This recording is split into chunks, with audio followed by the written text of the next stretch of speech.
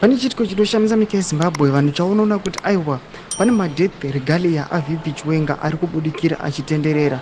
Vanhu vachiona kuti aiwa the party kana the regime yafesana nethe upcoming congress yamoza kuti aiwa yatosvika. Sana pena mashoko anobuda togwa nevakomana pana pabeZim I toti bo subscribe or like or turn on the bell kuti mudapenda paonyera vachiti Zimbabwe was thrown into political chaos on Saturday night after ZANU-PF party members began circulating regalia, t-shirts, caps bearing the inscription Guru Guru, a label that was notably used when the late General Perence Shiri was found dead under suspicious circumstances during the COVID-19 pandemic.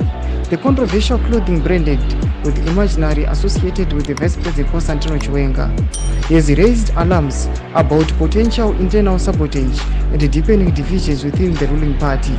Columnist and outspoken critic Kirina Mujati quickly pointed fingers at Business Week Chiwenga, the businessman, accusing him of orchestrating the printing of the regalia as part of a sinister plot to entrap Chiwenga.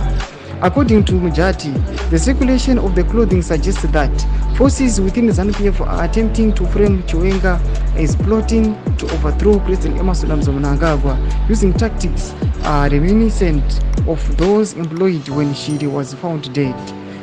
Chivayo, when approached, did not immediately respond to the allegations. Domashwa nobuda vanhu vachishamisa vachiona aiwa these regalias amuri kuona ayo achinzi aiwa ari kuplota aiwa kufa aiwa kwaGeneral Chiwenga yozoshandiswa seaway inoonekwa kuti zvionekwa sekuti aiwa VP Chiwenga he is fighting against mutungamiri wenyika, asi ingori strategy inoshandiswa nevakomana kuda kumusabota.